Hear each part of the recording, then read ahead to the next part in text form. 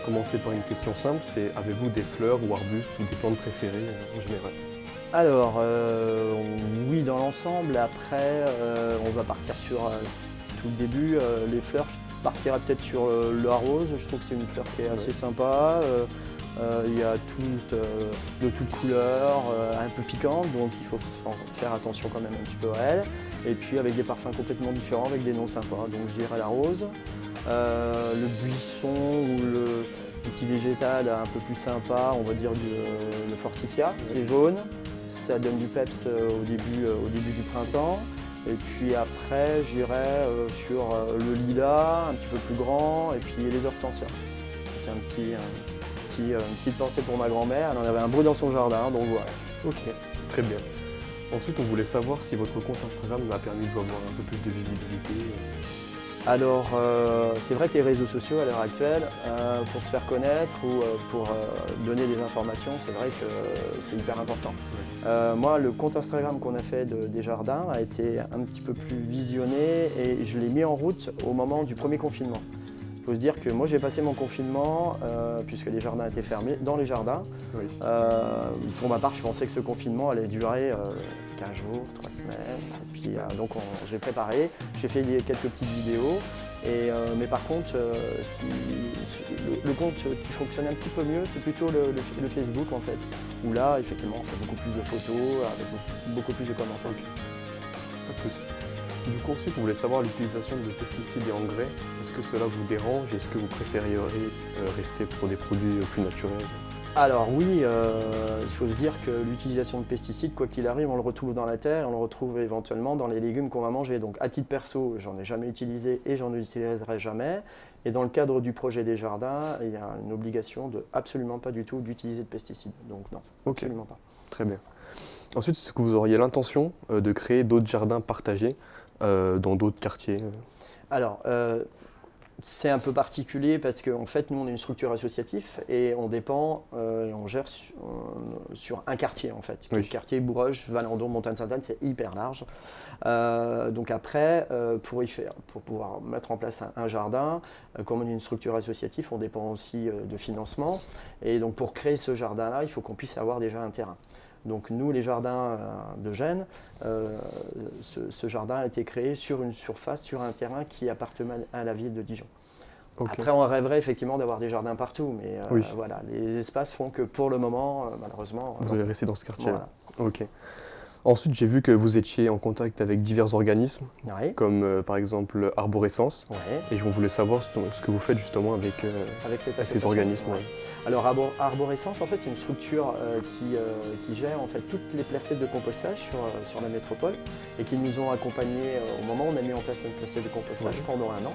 Donc on a un visionnage et une approche en fait, il venait régulièrement tous les mois pour faire un échange sur comment se passaient nos placettes de compostage, si elles étaient bien gérées.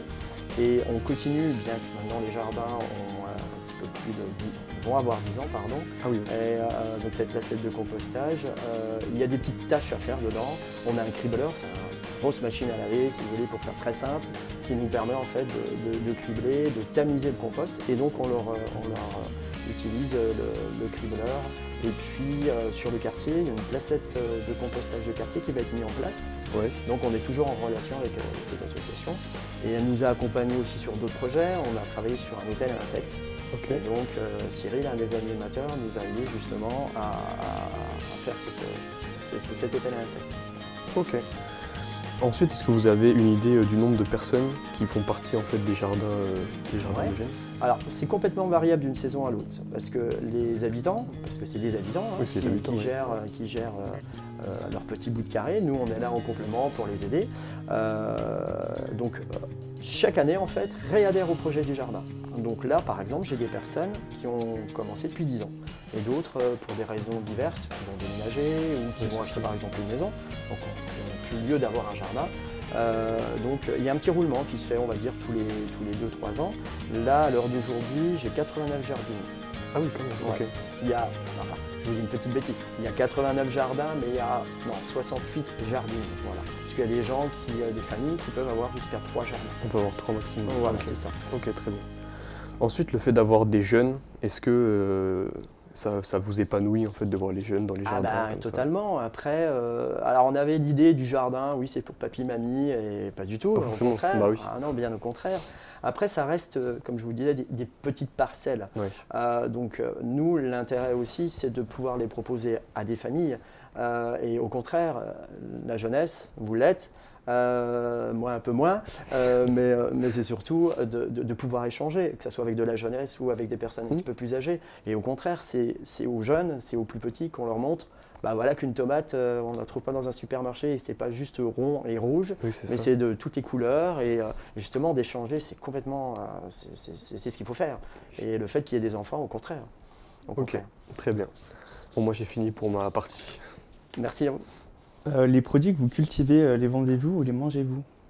Non, je les jette. Ben, bien sûr que oui, excusez-moi, j'en rigole, mais non, bien sûr, l'intérêt. Alors, comme je disais, c'est 89 jardins qui ne nous appartiennent pas, qui appartiennent à l'ensemble des habitants du quartier.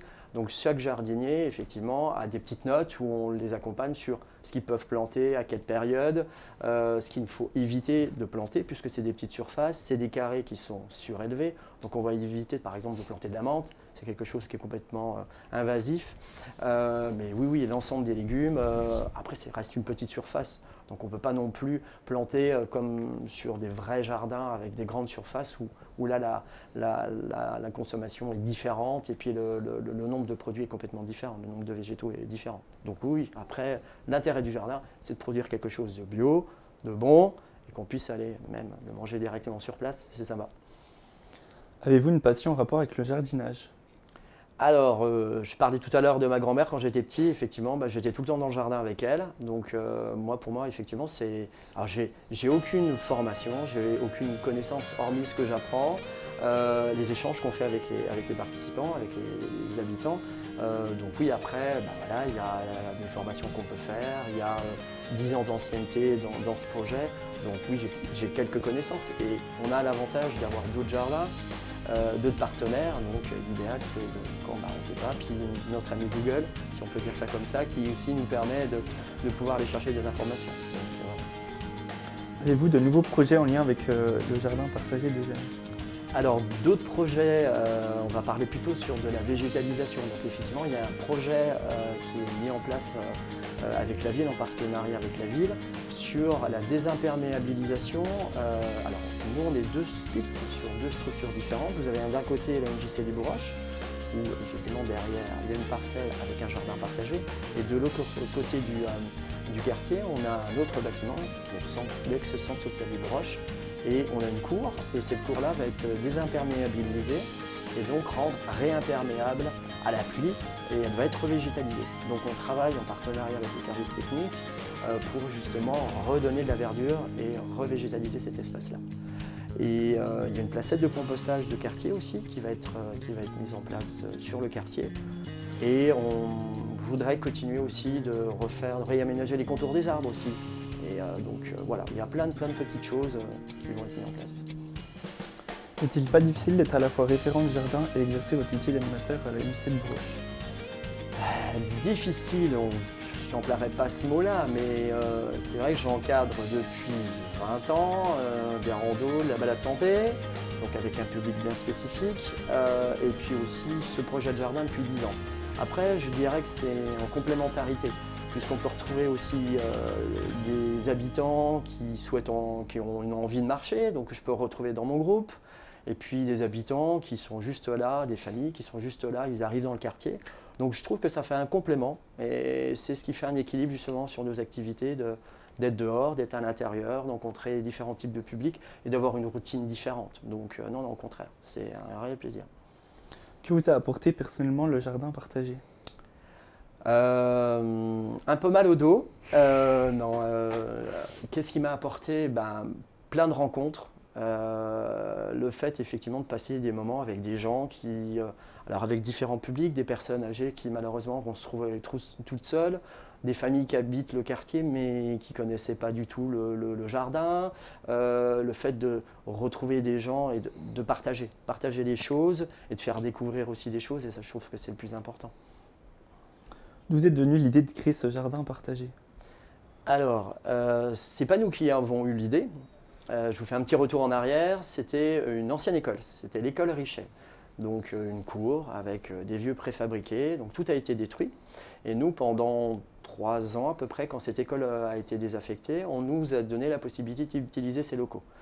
Donc nous, quand les locaux ont été détruits, on nous a laissé un petit bout de ce jardin, un petit bout de cet espace, et on nous a dit qu'est-ce que vous voulez faire. Donc comme nous habituellement, on utilisait ces locaux pour accueillir des personnes, on a dit on veut reconstruire.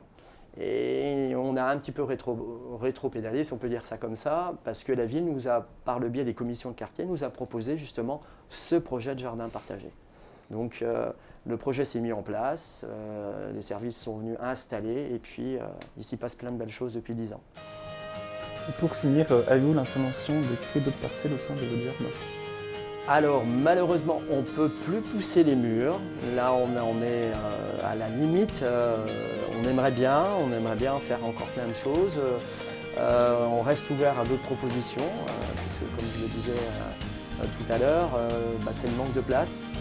On a fait des demandes éventuellement pour s'agrandir sur une parcelle qui appartient à une copropriété, mais on aimerait bien éventuellement refaire, pas un jardin en carré peut-être, un complément d'un autre jardin, peut-être avoir un espace avec une serre, parce que voilà, c'est aussi bien de pouvoir produire aussi ce qu'on va planter, et puis agrandir un espace de convivialité aussi, et puis faire tout simplement un jardin en pleine terre, un jardin qu'on va dire en commun, mais en pleine terre. Voilà. Je vous remercie. Je vous en prie, merci à vous. Merci.